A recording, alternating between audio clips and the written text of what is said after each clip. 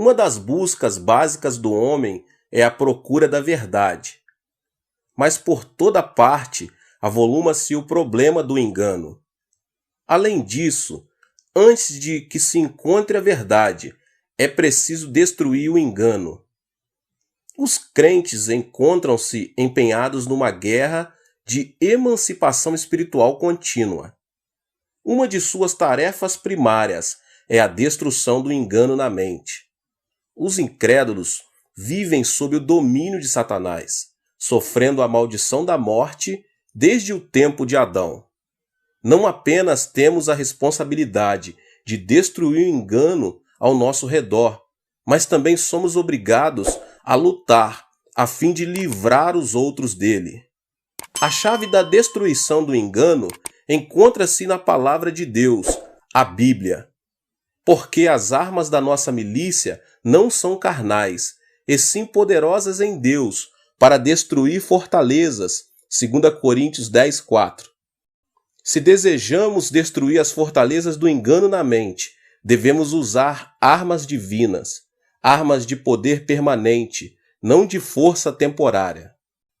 A passagem bíblica que eu acabei de citar continua dando a maneira tríplice pelo qual o engano pode ser erradicado da mente da pessoa, anulando sofismas e toda altivez que se levanta contra o conhecimento de Deus, levando cativo todo pensamento à obediência a Cristo, o verso 5 desse texto.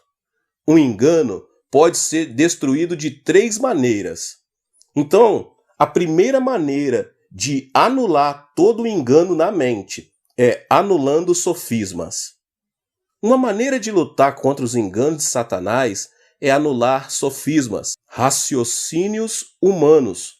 Se você e eu desejarmos destruir o engano, devemos anular sofismas, quebrar argumentos orgulhosos e demolir a sabedoria humana.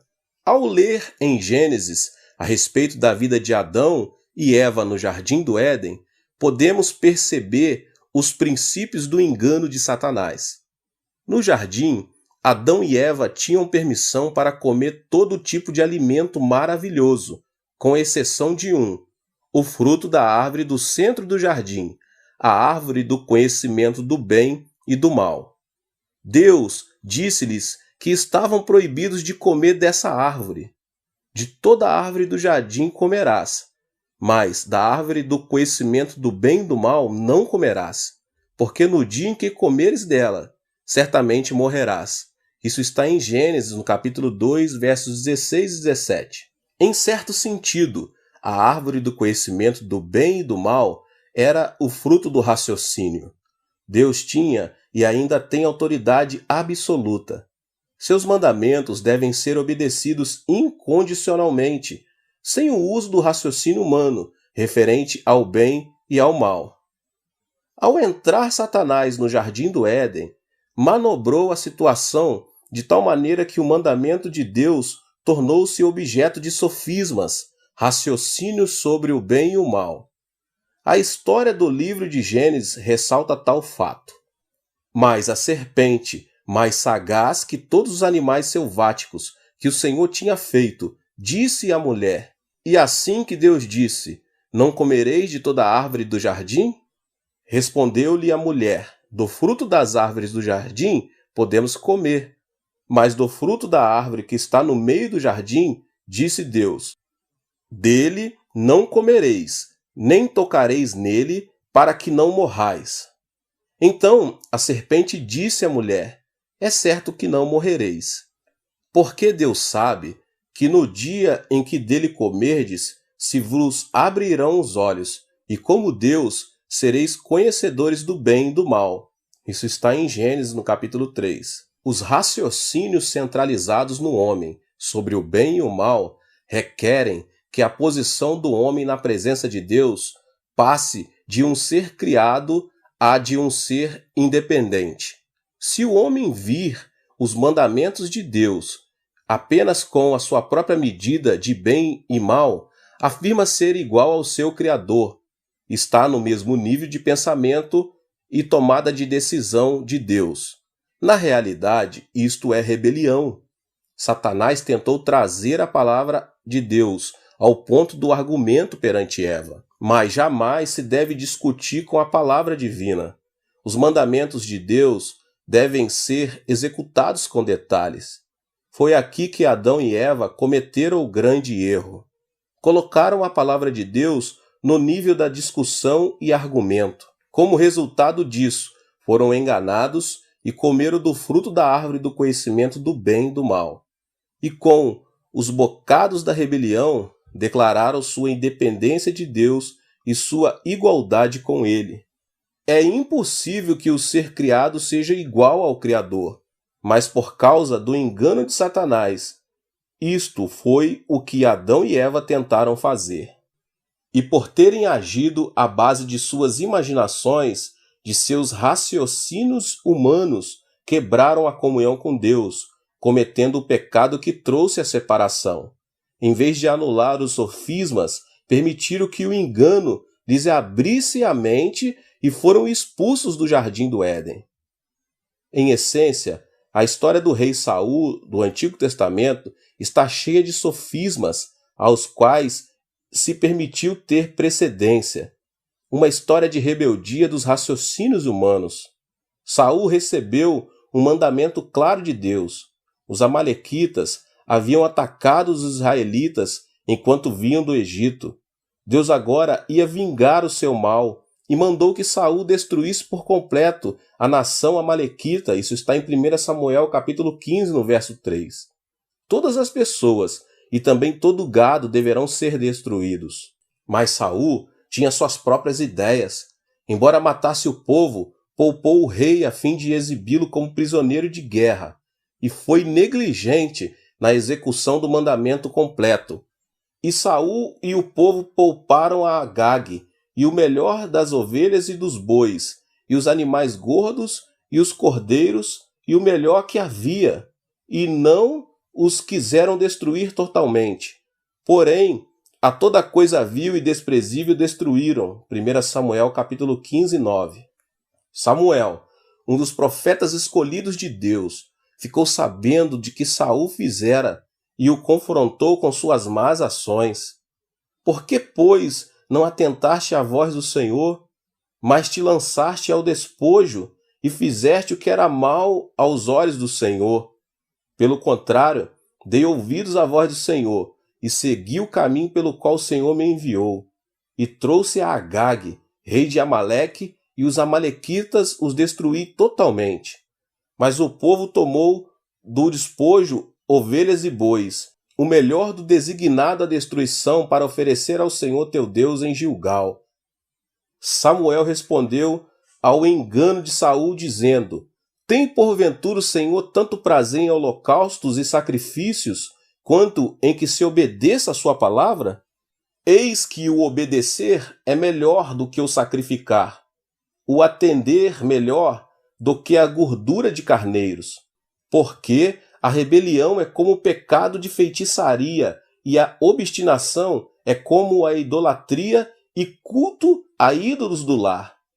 Visto que rejeitaste a palavra do Senhor, ele também te rejeitou a ti, para que não sejas rei. O rei Saul não havia aceito o mandamento de Deus como uma ordem absoluta. Aceitaram o mandamento divino, segundo suas próprias imaginações e raciocínios, seu próprio entendimento do bem e do mal, visando o seu benefício e forma de pensar.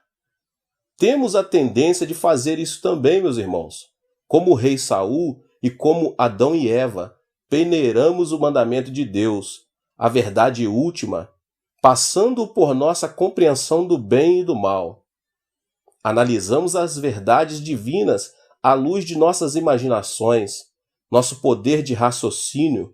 Argumentamos com Deus, desejando ser independente dele e iguais a ele. Mas as imaginações humanas, raciocínio humanos acerca do bem e do mal, apenas impedem a verdade. Se desejamos destruir o engano da mente, esses argumentos orgulhosos com Deus devem ser anulados totalmente. A fé é um elemento importante desta anulação. À medida que sua fé em Deus cresce e aprofunda, seus argumentos contra ele diminuem. À medida que seus raciocínios humanos e imaginações diminuem, você pode viver mais intimamente com Deus, e Satanás tem menos oportunidade de continuar a enganá-lo, continuar a impedi-lo de chegar à verdade da palavra de Deus. De modo que anulemos nossos sofismas, nossos raciocínios humanos. Obedecemos aos mandamentos de Deus sem questioná-lo, anulando assim nossos próprios sofismas, permitindo que a verdade de Deus brilhe com todo o seu resplendor. A segunda maneira de anular toda a fortaleza do engano na mente é anulando toda altivez. Podemos destruir o engano da mente, anulando toda altivez que se levanta contra o conhecimento de Deus. Esse é o verso 5 de 2 Coríntios capítulo 10. A construção da Torre de Babel retrata esse tipo de engano. Nessa época, as relações de Deus com o povo da terra eram boas. Depois do dilúvio, Deus prometeu: enquanto durar a terra, não deixará de haver sementeira e ceifa, frio e calor, verão e inverno, dia e noite. Gênesis 8:22.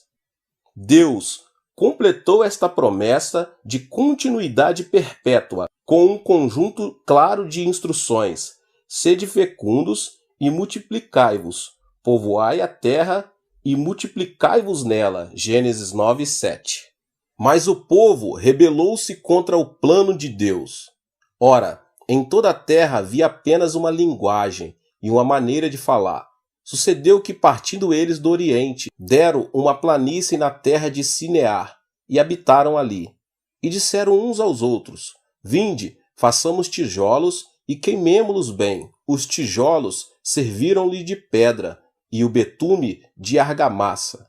Disseram: vinde, edifiquemos para nós uma cidade e uma torre cujo topo chegue até os céus, e tornemos célebre o nosso nome, para que não sejamos espalhados por toda a terra. Gênesis 11, do 1 ao 4.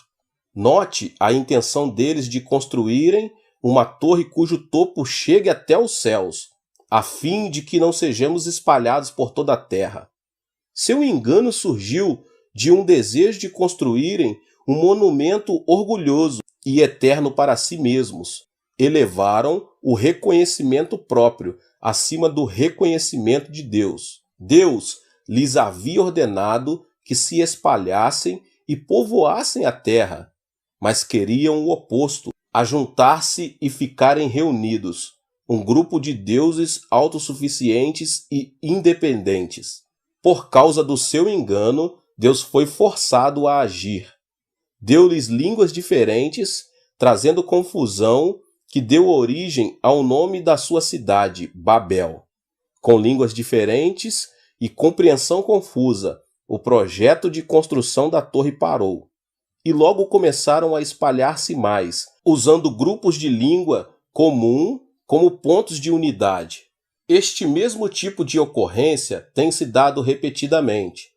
Quando procuramos exaltar-nos a nós mesmos acima de Deus, tornamo-nos parte de um engano que deve ser confundido e detido. A linguagem é o veículo de ideias e ideologias.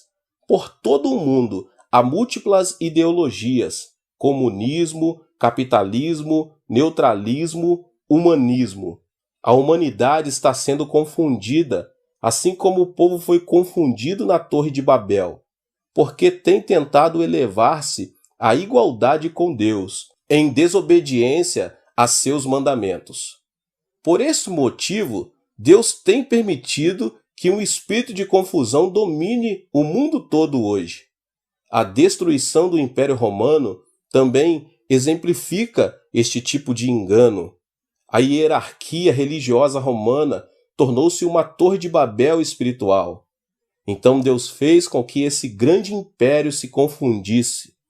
Dividiu-se em dois, do Oriente e do Ocidente, que foram destruídos por invasões de bárbaros. Outras civilizações também trouxeram consigo este engano destrutivo. O historiador Toynbee escreveu que no século XX, mais de 20 civilizações se levantaram e caíram. Toda a altivez que se levanta a si mesma contra o conhecimento de Deus deve ser anulada. E a terceira e última maneira de destruir as fortalezas do engano na mente são os pensamentos cativos. Um terceiro modo pelo qual podemos destruir o engano é levar cativo todo pensamento à obediência de Cristo. Nestas palavras encontra-se uma importante verdade. Se captarmos os pensamentos de alguém, teremos capturado tal pessoa. Pense no momento em que o mundo do comércio usa a comunicação de massas. Ligue a televisão, o rádio e dê uma olhada nos jornais. Por todos os lados você vê anúncios. Esta é a era da propaganda e nossa sociedade está inundada com anúncios.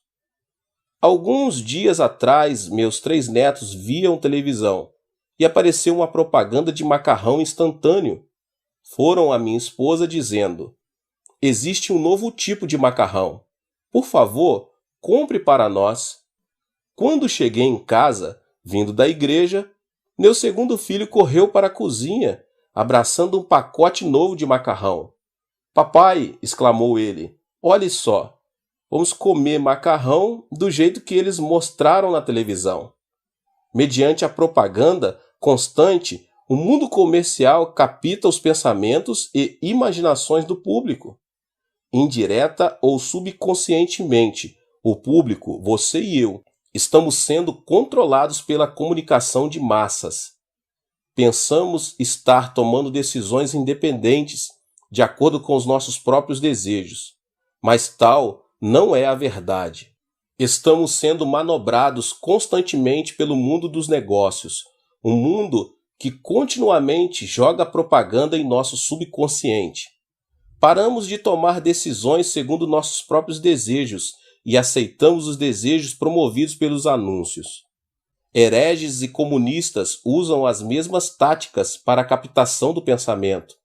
Lavam o cérebro das pessoas, tornando-as escravas de suas ideologias e exigências. Somente quando nosso pensamento tornar-se cativo de Cristo, poderemos destruir o engano por completo. Somente então poderemos ter a liberdade da verdade. O próprio Jesus Cristo é a verdade última que nos leva à vida, à libertação, à liberdade e às bênçãos. A fim de destruir o engano na mente e desfrutar da verdade divina, seus pensamentos devem ser levados à obediência de Cristo. Tente absorver os pensamentos de Jesus em sua mente. Imprima-os em sua mente mediante o estudo da palavra de Deus e a meditação. Leia a Bíblia e medite nela com diligência e deixe que ela se torne parte do seu processo de pensamento diariamente.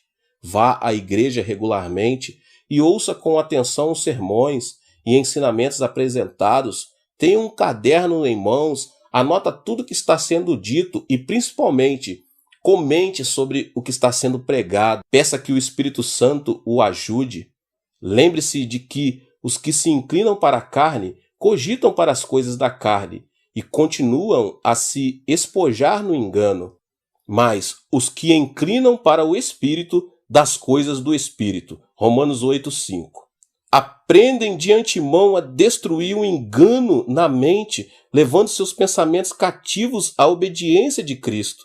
Se desejarmos sermos livres, a fim de desfrutar da verdade divina, então nós também devemos levar nossos pensamentos cativos a Cristo. Deus é o autor de toda a verdade. A verdade divina encontra-se ao nosso alcance na palavra de Deus, a Bíblia. Mas antes que essa verdade possa tornar-se uma realidade para nós, o engano deve ser destruído totalmente. A fim de destruirmos o engano, as imaginações, raciocínios humanos sobre o bem e o mal devem ser abandonados. A fim de destruir o engano na mente, toda a altivez que tivermos colocado na igualdade de Deus, quer sejam ambições, ideias, quer inspirações, devem ser lançados fora. A fim de destruir o engano, todo pensamento deve tornar-se cativo à obediência de Cristo. Somente quando o engano for destruído, poderemos cessar as lutas na busca da verdade. Somente então você e eu poderemos desfrutar por completo paz e bênçãos que a verdade em Cristo traz. Queridos, Deus abençoe a vida de cada um dos irmãos. Você que chegou talvez pela primeira vez aqui neste canal e foi impactado por essa palavra. Que Deus possa te abençoar ainda mais. Mas se inscreva aqui no canal, ative o sininho das notificações para que você não perca nenhum vídeo que está sendo postado aqui neste canal tão abençoado, que tem abençoado centenas e milhares de pessoas. Eu convido a você para que você possa deixar também aqui o seu like e não esqueça de compartilhar este vídeo com as pessoas que você mais ama. Nos vemos nos próximos vídeos, nesta série tão abençoada do pastor David Poyong Cho. Até mais. Deus te abençoe. Tchau, tchau.